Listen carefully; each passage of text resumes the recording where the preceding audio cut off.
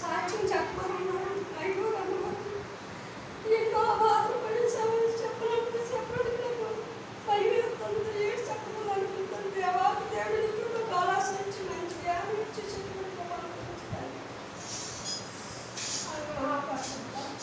దేవుడు నమ్ముకొని ఒక సంస్కారం అవుతాను. ముందు మన ఆయన నమ్ముకున్నాడు. నమ్ముకున్న తర్వాత నువ్వు దేవుడు నమ్ముకుంటే ఏడు తెలిసి ఎన్నో బాధలు ఆయన పెట్టాడు.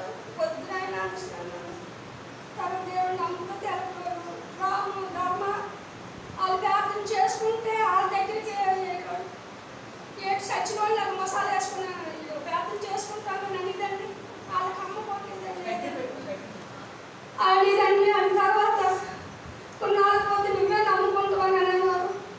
అలాగే దేవుడు కొబ్బరి పెట్టి దేవుడు నమ్ముకుందని నమ్ముకోకపోతే అన్నాడు, నువ్వు రావే, నువ్వు రాకు, నువ్వు దేవుడి కాడికి ఎందుకు పడతావు, నీవు యాసాలు చేతి కానీ సినిమాలు చూద్ది కానీ ఎన్నో మాట్లాడాడు. దేవుడు కొబ్బరి పెట్టి మరి నేను కూడా అన్నాను, దేవాకు దేవుడు సర్వశక్తి మంత్రుడు నా భర్త నమ్ముకుంటాను, నేను నమ్ముకుంటున్నాను. నేను కూడా దేవుడు నమ్ముకున్నాను. నమ్ముకున్న తర్వాత పోనీ ఎన్నో కష్టాలు పడినా ఇలాగైనా మారుతాడని అసలు ఆయన బాన్స్ అయిపోయి ఉంటాడు. అలాగైనా దేవుడు నమ్ముకుని మారుతాడు, శుభ్రంగా ఉంటాడని నేను కూడా దేవుడిలో ఎదిగినాను. ఎదిగిన తర్వాత కొన్నాళ్ళు బాగా ఉన్నాము. ఉన్న తర్వాత ఏమో జరిగిందో తెలియదు. నేను తాగుడు మొదలెట్టాడు. రోజుకు తాగడం, ప్యాకెట్కి వెళ్ళిపోవడం. ప్యాకెట్ నుంచి నెక్స్ట్ టైం వచ్చాడు. నచ్చకపోతే మానేసి నాకు ముగ్గురు పిల్లలు. ఆ పిల్లల్ని పెట్టుకొని కళానికి వెళ్ళి కాంకాడి నుంచి వచ్చి వంట చేసుకుని పిల్లలు వాడు చేసుకుని చిన్న పిల్లలు ఎంతో నరకం అనుభవించాను. అలాగే దేవుడి కొబ్బరి పెట్టి దేవుడిలోనే భారం వేయించుతాను. అలాగే నాకు 5 అన్నదమ్ములు. నా తమ్ముడు కూడా నన్ను ఏ కష్టానికి లేదు కాంకాడికి ఏదో వచ్చి బాధపడి అక్కడ మీ బాధ ఇస్తాము గొడ్డు తోతలు అన్నారు. బాగా శుద్ధి చిన్న పిల్లలిద్దరు చిన్నారు. అలాగే బాగా డ్యూటీ నుంచి వచ్చాడు. ఓట వచ్చాడు కానీ ప్యాకెట్ కట్టుకుంటున్నాడు. ఎక్కడ దేవుడు ఏంటి నేను ఎందుకు ఏదో అనుకుంటాను. నేను ఆలయం మగవాడిని అయినాను కదా నాకు అనిపించింది. నేను భగవంతుడు సాక్షిగా దేవుడు నువ్వేమన్నాను ఏం చేసినావు ఏంటి అలాగే బాగా అంచుకొచ్చాను. 2 పిల్లల నుంచి ఎన్ని వేషాలు వేసినా నేను 2 ఆడపిల్లలు కన్నాను. ఈ 2 ఆడపిల్లలు భవిష్యత్తులో పోతాయేమో. నేను ఈదులోకి వెళ్ళాను అనుకుంటే నా అన్నదమ్ములు పరుగులు పోతాయి, నా పిల్లలు భవిష్యత్తులు పోతాయి. నేను అంతేనే బాగా అంచుతాను. మరి ఏం చేసిన నేనే తండ్రిని ఉన్నా. నేను దేవుడిని అనుకున్న తర్వాత ఎన్నో శ్రమలు పెట్టాడు. నా చూతుడిగా సైకిల్ మీద బాగా ఇంకో దాన్ని తీసుకొని వెళ్ళిపోతున్నాడు. నేను చూతుడికి ఇంకో దాన్ని ఇంట్లో దూరడు. నిన్ను ఆ సీట్లు అయి పాడేసి నష్టం చేసి 5 లక్షలు తీసుకొని ఆ ఇంటి మీద ఎక్కించాడు. నువ్వు ఎవరిని వచ్చావు నా ఇంటికి, నువ్వు ఎక్కడిచ్చావు డబ్బులు అనేదాన్ని. నువ్వు రోడ్డు మీద ఇచ్చావన్నా. నువ్వు రోడ్డు మీద అడుగు, నా ఇంటికి రావడానికి అవసరం లేదన్నా. ఆ రోజు ఇంటికి వచ్చి నేను పొరుగులు పోతాను, మర్యాదలు పోతాను, లంచాలు అమ్ముడు నిన్ను అన్నాడు. అది ఎన్నైనా నా కన్నవారితో ఒక రోజు లేదని చెప్పేదాన్ని కదా. భగవంతుడు ఇంకా ఉండేది కట్టి పోయిన పనులు ఉన్నట్టు ఉండేదాన్ని. అలాగే బాగా దేవుడిలోని సూచించుకొని ఉండేదాన్ని. నాకు 2 ఆడపిల్లలు. పిల్లలు కూడా ఒకవేళ కష్టపడి గేదెలు మేపుకొని చేశారు. ఆ తర్వాత ఈ పిల్లల గురించి భవిష్యత్తులు ఎలా ఉంటాయి, వీళ్ళిద్దరికి ఎలా జీవితం నేను అనిపిస్తాను, వీళ్ళిద్దరు పెళ్ళిళ్ళు ఎలా చేస్తాను అని అనుకుంటుందని. తర్వాత దేవుడు తండ్రి నీ శక్తి ఏమైతే ఎలా జరిపించు అమ్మా, నువ్వు దేవుడు నమ్ముకున్నావు, నీ పిల్లలు పెళ్ళిళ్ళు ఎలా చేస్తున్నావు నాకు అనేవారు అనేవారు. నాకు మెత్తగా తాలిపోలు కూడా అనేవారు. నేను ఒకటి అనేదండి, దేవుడి చిత్తం అయితే జరుగుతుంది, దేవుడి చిత్తం తెలియదు. నన్ను నా ఇంటికి వస్తారని నేను హింసించుకొని ఉండేదండి. అలాగే పెద్ద తోట కోసం వాళ్ళు వచ్చారు. వస్తే నా దగ్గర ఏమీ లేదు. నీవు ఏటి వస్తావు, నేను నా దగ్గర ఏమీ లేదండి. ఎప్పుడు అంటే నేను బతకడేమో పోతాను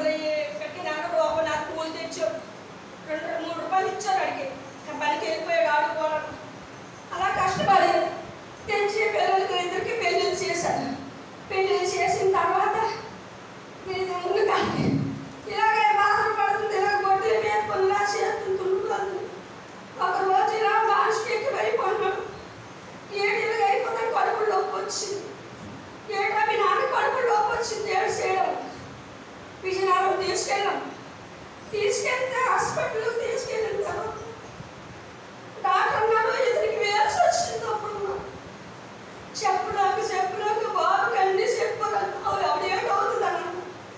మా అమ్మంటే మీ అమ్మతో వేరు చెప్తాను అని అన్నాను. ఆ తర్వాత అమ్మగారు కడికి వచ్చాను. అమ్మ ఇలాగ అయింది ఏడమ్మా అన్నది. అసలు అన్నారు అమ్మ నువ్వు హాస్పిటల్కి వెళ్ళి నువ్వు క్యారింగ్ తీసుకో, కొత్త పని చేసుకో, అన్నీ చేసుకోమని అనేవాడు. అలాగే నమ్మ వేస్తాను అని అనుకున్నాను. కొన్నాళ్ళకి అలాగే సరిపోతే పిల్లల పెళ్ళిళ్ళు ఇద్దరికి చేస్తాను. ఎలాగొక భగవంతుడు చూశాడు అన్నింటికి. అలాగే ఇలా బాగా వచ్చి హాస్పిటల్ తీసుకొచ్చిన తర్వాత వైజాగ్ తీసుకెళ్ళిపోమన్నాను. వైజాగ్ తీసుకొస్తే వైజాగ్లో చేర్చుకోలేదు. వచ్చిన తర్వాత ఇద్దరికి పెళ్ళిళ్ళు అయిపోయిన తర్వాత ఎవరు పట్టుకోవాలి వెళ్ళిపోయాను. ఇక ఆ పిల్లలు వెళ్ళి కడుపులతో ఉన్నాం. అది కడుపుతో ఉంది, ఇది కడుపుతో ఉంది. ఏడ్చి ఏడడం దేవుడు పెద్దదానికి పాప పుట్టింది, చిన్నదానికి పాప తండ్రి నీ శత్రువైనా వాళ్ళకి ఏం చదివిస్తాను.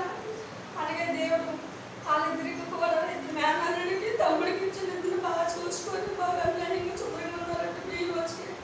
అలాగే భగవంతుడు దైవాలు నా కొడుకు నన్ను మరి ఇంట్లో నిల్చోడు. పిల్లలు పెళ్ళిళ్ళు అయిపోయిన తర్వాత ఆ సామాన్లు అయింది ఈదులో తీసి పేటలతో కొట్టేసి అన్నీ చేస్తాడు. చేస్తే మరి ఇంట్లో ఉంటుంది ఆయన మనిద్దరం వెళ్ళిపోతాము, ఎక్కడికి పోతాము, వీడి దగ్గర మేము బతకలేము అనేసి నేను మా కళ్ళూరు ఇంటికి వెళ్ళిపోయాను. మా కళ్ళూరు ఇంటికి వెళ్ళిపోయిన తర్వాత 2 నెలలు ఇంట్లో ఉన్నాం. 2 నెలలు ఇంట్లో తప్ప ఎన్నాళ్ళ ఆడపిల్ల ఇంట్లో మనం ఉంటాం అనేసి అంతే పెద్దదానికాడికి వైజాగ్ వెళ్ళి దాని దగ్గర 15,000 తెచ్చాడు. ఆ 15,000 తెచ్చి ఆ ఇంటి మీద 10,000 ఇచ్చాడు. ఆ 10,000 ఇచ్చిన తర్వాత ఆ ఇంట్లోకి మేము వెళ్ళిపోయాం. ఇంట్లోకి వెళ్తే ఆ 5,000 ఇచ్చిన అప్పులు తీర్చాడు కొన్నాడు. అప్పటికట్టు మమ్మల్ని భర్త నేను కాదు చేయలేదు, పట్టించుకోలేదు, గెలపోతాం అప్పో తెలియదు అక్కడ. ఇంకా వంటలాక మరి మేనమా కొడుకు వచ్చి నెల ఒగ్గెత్తరా చేసుకురా ఇది తెచ్చుకోగలరు. వచ్చిన వాళ్ళు మేము వద్దాము, వచ్చి రామను కాదాము ఇంకెన్నో ఇప్పుడు వచ్చాడు. వచ్చిన తర్వాత ఇంకెన్నో మాటో అన్నారు తెలుగులో ఇంట్లోకి ఉండదు అంటే ఇంకేడ్చేది అంత అంటుంది. ఏడ్చేద్దాం వెళ్ళి అంటాడు మనల్ని ఎక్కడుండే మనల్ని బతికినస్తాడు కాదు అనేసి విన్నాను. కొన్ని అమ్మ ఎలా పోతుంది ఆడుకోండి ఎందుకు మేము తగ్గబడితే మళ్ళీ ఏది పడగొట్టడు వెళ్ళిపోడు. గుడ్లు అడుకొని వెళ్ళిపోయిన తర్వాత అందులో పిల్లడు ఎదిగాడు. ఆ ఇంట్లో 3 సంవత్సరాలు ఉన్నాము. లేదు ఆ ఇంట్లోకి అమ్మాల ఇంట్లో నుంచి ఇంట్లోకి వచ్చి గొంచెలు కడిగి చేయడం పాలు పొందించారు అంటారు. ఎలాగే మన దేవుడిని అనుకున్నాం, పాలాలు పొందించుకున్నాం. ఎవరు వస్తారు అప్పుడు ప్రార్థన చేసుకుని తండ్రి మరి పాలు పొందించుకుని అంటారు. ఈ భగవాన్ ఉంటాను నాకు అది ఇష్టం లేదు. ఏ చిత్రం ఎందుకు రావలేడు పుస్తకం పట్టుకొని బైబిల్ పట్టుకొని తిన్నగా వచ్చాడు. వచ్చి రావలేడు దేవుడు నిన్ను పంపాడు, నువ్వు రా మా ఇంట్లో ప్రార్థన చేయాలి. రావునాడు ప్రార్థన చేశాడు. ప్రార్థన చేసి ఆ రోజు 11 నలుగురు పంచి రావునాడు ప్రార్థన చేసిన తర్వాత ఆ దేవుడు గొప్పని పెట్టి మాకు విద్రులు అయ్యి ఆ భగవంతుడు ఎన్నో స్వాదలు తప్పించి నన్ను పైకి లేవదీశాడు తండ్రి. అలాగే నేను ఒకరోజు పడుకుంటే అమ్మా నీకు నేను తోడై ఉన్నాను, నీ జీవితం నేను చూసుకుంటున్నాను, నీకు భయం లేదని ఒక నవ్వుడు సంవత్సరం నాకు వచ్చి నాతో మాట్లాడాడు. తండ్రి నువ్వే ఇంకెవరూ కాదు, నా దేవుడు నన్ను మాట ఆలకించాడు, నా మాట ఆలకించాడు అని అనిపించి ఆ రోజు రామనాడు వచ్చి పాలు ప్రార్థన చేసి ఇంట్లో వాళ్ళ ఇంట్లో వచ్చి ప్రార్థన చేస్తే 3 సంవత్సరాలు అక్కడ ఉన్నాము.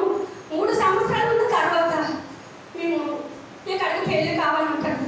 ఎవరో పెళ్ళి కావాలంటాడు. ఇల్లు కట్టుకోలేదు. ఒక చిన్న గదిలో ఉన్నాం. ఈ గదిలో నుంచి మనం ఎలాగా ఆనందం కలిసి ఉంటున్నారు కలిసి భగవాన్ అక్కడే ఆ రోజు సెలెక్షన్ చేస్తాం. ఆ సంవత్సరం 10 బస్తాల కాయలండి నాయన.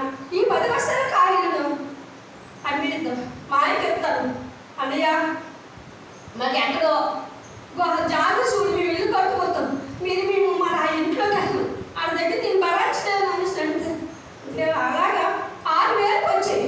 6,000 కొంచెం మరొక 2,000 వేసి 2 జాగాలు మేము కొనుక్కున్నాం. దేవుడు గొప్పలు పెట్టి అన్ని అడిగేదా తండ్రికి ఎక్కడే నాకు ఇల్లు చూపి 2 జాగోలు ఇచ్చాడు. 2 జాగలు ఇస్తే అక్కడ నాయన వీళ్ళు వెళ్తాను మరి ఇల్లు పట్టుకోకండి పెళ్ళి